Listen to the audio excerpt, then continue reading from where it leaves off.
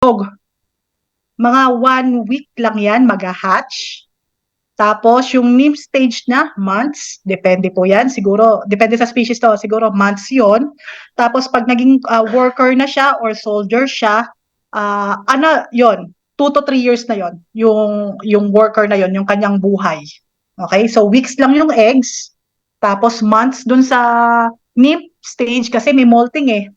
Maghuhunos yan hanggang sa finally, I'm a butterfly, na joke. Okay, I'm a soldier, ganon. So, months. Tapos, yung adult stage niya, which is the worker and the soldier, 2 to 3 years po yon. Okay? Yung queen, yon matagal yon. Ito pala, dagdagan ko yung question na yan. Sino mas matanda? Lalaki o yung king or yung queen? Mas matagal po ang buhay ng king. Okay? Contrary dun sa alam natin na mas matagal ang queen. Anak lang ng anak si queen, pero mas matagal po si king. Okay? Nasagot po ba yung tanong?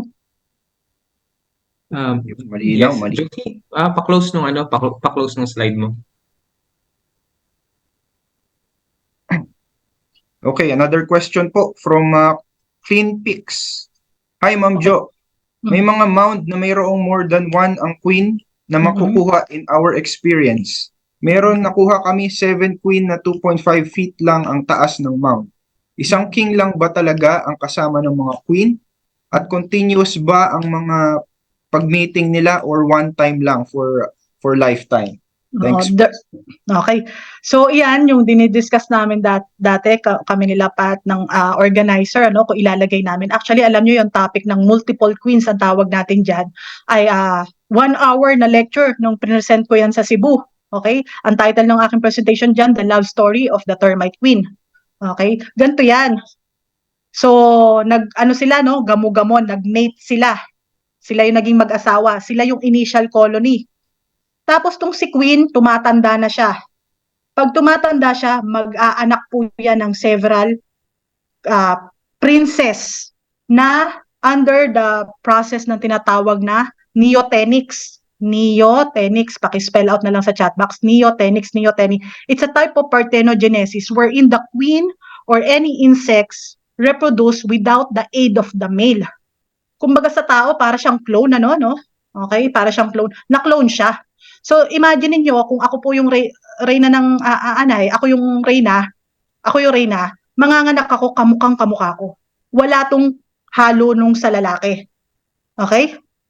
Okay? So, dahil kamukhang kamukha ko siya, wala siyang genes ng lalaki, yung lalaki pwede siyang makipag-mate dito. Kasi hindi na siya makakalabas, di ba? Tandaan nyo, wala na siyang pakpak, nasa loob na lang siya ng nest.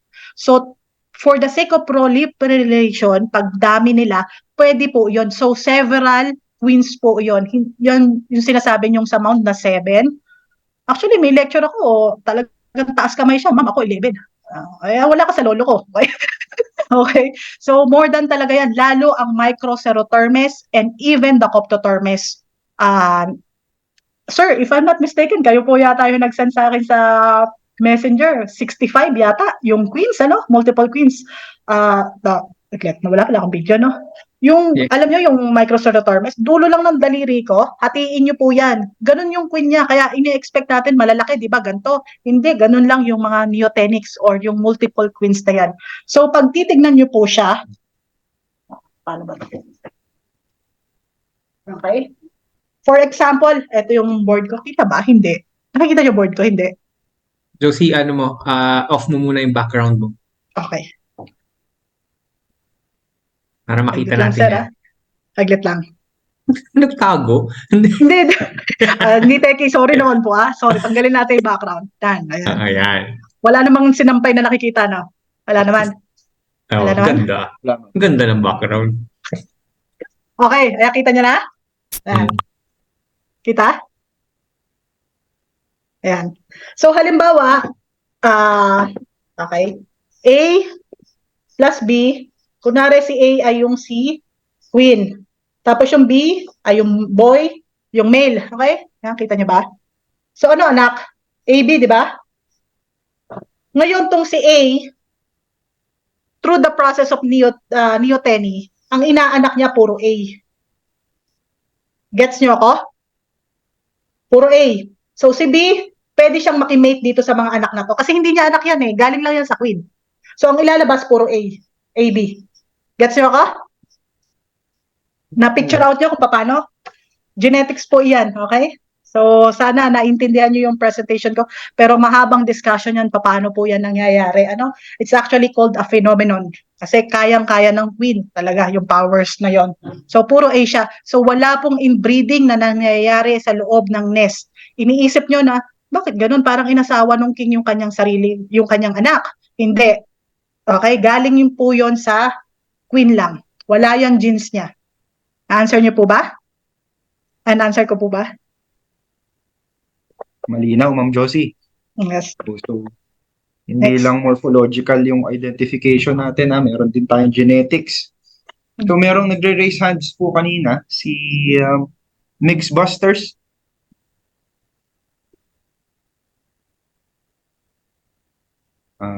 Okay, so next. Mix Busters, may question po ba sila? Pwede nyo pong i-on yung mic nyo. Okay, pero may question din siya dito sa chat box. So, next question po from Red Pesol, Dr. Elmer Torres. Just to clarify, during swarming, does it mean that they look for their mate from another colony instead of inbreeding? Mukhang related to dun sa diniscuss ni Ma'am Josie. Yan, oo. Magandang tanong po yan, sir. Hello po. Ganito. Kapag swarming, ano yung alam natin? Ang swarming nangyayari ng May at saka September. Pero with the climate change nga, basta umulan nakakakita na tayo ng swarmer. Sabay-sabay po yan naglalabasan. Depende sa tanda ng nest, tanda ng colony. Halimbawa, itong si nest na to, nag-swarm siyang ganyan, tapos si nest na to, nag-swarm na ganyan, dun po sila. Para siyang, dyan pumapasok yung tinatawag na debu. Actually, ang concept ng debu ay inire-ready yung babae para sa future na pwedeng mapangasawa. That's the swarming. Okay? So, naghahanap sila dyan. Kaya nga, very critical yung dapat onset niya ng bago umulan. Kasi once na umulan, yung pheromones na nire-release kapag mataas ang moisture ng paligid, mawawash out yon. Goodbye ka na. Alam niyo yung salitang nalipasan ka na? Nalipasan ka na ng pwedeng boyfriend. Parang ganun yon. Okay, ano? So, walang inbreeding na nangyayari dyan kasi hindi pwedeng kapareho nila ng pheromones yung nahandito. Parang, shucks, bulag sila, di ba? So, out ka dyan, out ka. Hindi ka pwedeng, hindi ka pwede, kapatid kita, tropa kita. Okay? Dito tayo sa kabila. Okay? Yan. Kaya sila nagkakasabay-sabay. Okay? Dati, if I'm not mistaken, merong balita sa Pasig, buong paligid kumapal dahil sa taas ng swarmers sa paligid talaga. Okay? Sabay-sabay kasi yan basta may onset ng pag-ulan, mataas ang moisture content. Pero definitely, walang inbreeding po. Kasi alam natin na kapag may inbreeding, anong resulta? Deformation. Kapag nag-deform, hindi magpo-proliferate or lalaki yung colony. Death of a colony yon. Yun po. Okay. Next. Next question po. Can we identify the species by its tunnel? At ano daw po yung technique para makita yung queen? At gaano po ba kalalim ang anani? So, from Mike Principe of Mix Busters. Ito Okay. siguro. Yes, definitely. Makikita natin. Tunnel nga lang, identify. Believe it or not, pag tayong mga pest controller, mata, gamitin natin. Pag kinapa nyo siya, alam nyo na kung anong klase yan. Kapal ng tunnel, through experience, ma-identify nyo yan. Yes, kaya natin yan. Tapos ako, no yabang pero minsan pagpasok ko sa bahay, may idea ako kung kopto yan, or nasut yan, or micro, or kopto yan, or macro yan.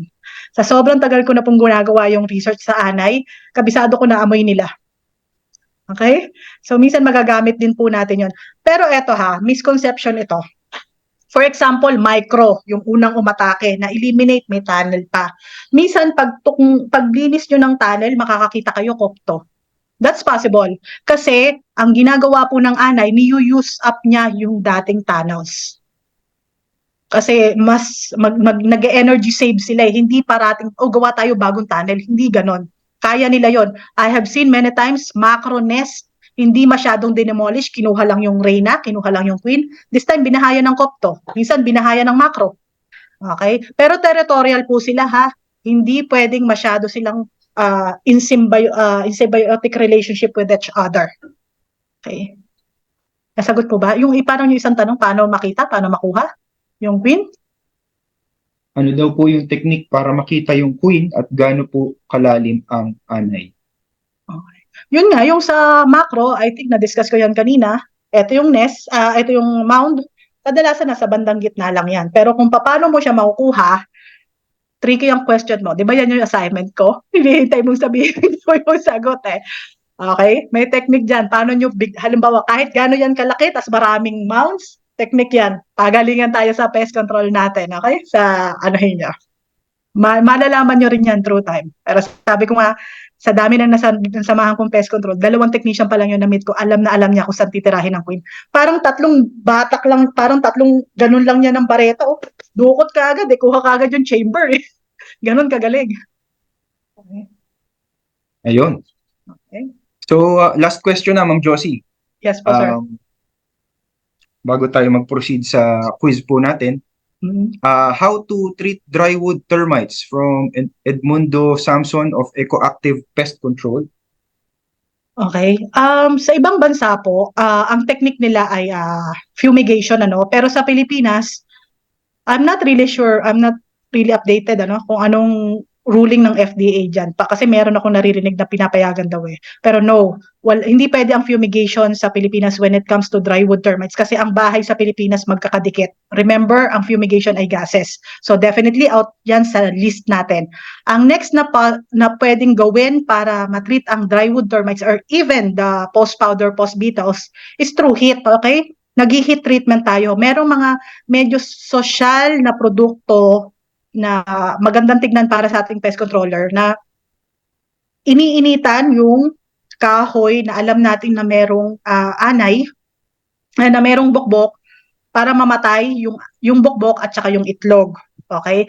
Pwede rin na actually yung hair blower kasi mainit naman yon. However, ang sagwa naman tignan, kinote mo yung bahay ng 30 mil, tapos magdadala ka hair blower sa parlor, medyo masagwan tignan. Wait lang ha, give me 10 seconds, saglit lang. Okay. So, marami pang mga questions eh.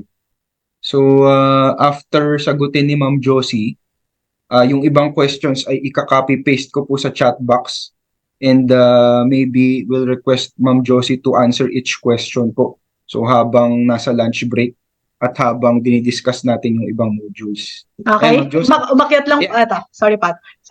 Umakyat lang ako sa taas kaya I requested for a 10 seconds break. Ito po, heat gun ito, nabili lang po ito sa Shopee at saka sa Lazada. Minsan ginagamit ito sa bukbok, okay? Pinapainitan lang natin na ganoon kapag alam natin may bukbok para mamatay. Yun yung isang method. Tapos pangatlong method ay micro-syringe, micro-injection. Kukuha tayo ng syringe, heringilye, usually mga 18 gauge yung kapal ng needle kasi pag masyado, yung ginagamit sa pag-i-inject sa mga baboy, sa mga baka, pag naglalagay ng antibiotic. Kasi kapag masyadong manipis yung inyong needle, pwedeng mabaluktot or pwedeng magbara. Okay, mga 18 gauge yung gamit. Halimbawa, ito yung syringe, itutusok lang natin, hahanapin natin yung butas, yung entry and exit point. Pero tandaan nyo, pag nilagay nyo doon yung chemical, yung termiticide nyo, dapat higitin nyo ulit, tanggalin. Kasi pag binabad nyo yun doon, pwedeng mag-warp yung kahoy. Okay, so we identify 3 possible methods. Fumigation, which is out. Heat treatment, using ganyan, mga heat gun, or micro-injection. Yun po yung isa. Physical or mechanical control, ang isang pwede, binibilad po. Kung tayo lang naman, halimbawa, sofa, kahoy, binukbok, nilalabas po yan sa araw. Dapat mga 10 to 12 to 2 p.m. para yung peak ng init abot hanggang itlog. Okay? So, mga 4 hours exposure. Okay? Okay na po ba? Ayun. Thank you, Ma'am Josie. Yung nabanggit ko po kanina, ika-copy-paste ko na lang po yung mga questions, lalagay ko sa chat box. Tapos kung may time po kayo, ay kung okay lang po sagutin isa-isa. Yung iba naman po, nasagot nyo na. Okay. Sige, thank you. Thank you, Ma'am Josie, for the very informative presentation. So, ano, bago tayo pumunta sa quiz, bago tayo mag-lunch, so in relation po do sa module na to, sa and Ma'am Josie's talk, so there will be a hands-on training po on termites next year. So the title is Magsanay sa Anay. So this is a project of SLP MOAP through PFP MOA. So sa training na yon, you will learn how to correctly identify termites, mag-assemble ng makina, mag-inject, mag-spray, how to compute. So everything that you need to know. So hands-on po yan. So this will level up and boost your company by making you more knowledgeable and independent. Kasi you will be trained firsthand by the experts of the industry. So hindi lang by the books tayo. So hands-on po. So abangan nyo po yan next year, 2024. Yan po yung abangan natin. And I'll invite Mr. Almar Cervantes. Meron lang po siyang announcement before the quiz. Okay, thank you. Sige, actually, pwede after the quiz, pero I'll just say it na rin, ano? So, once after the quiz, we'll be having a lunch break. Kung okay po sa inyo, mas maganda, huwag na po kayong mag-leave ng room, no? Pwede naman kayong kumain muna, mag-off cam na kayo kung kailangan, para hindi kami later on magbabalik sa pag-accept ng madaming nasa waiting room ulit na gustong bumalik. So, if it's okay to stay on the stay online during the lunch break, mas maganda. And again, make sure that you are all present in the afternoon, because anytime in the afternoon there will be a roll call. We would have to check your videos, your cameras, if you are all there, para ma-check kung kayo ay present at kayo ay dapat talaga mabigyan ng certificates. Okay? So, yan na po yung mga reminders natin. So, after the lunch break, make sure that you are back by 1 o'clock, and make sure that you are present, especially during the roll call, which can happen anytime in the afternoon. Okay, thank you.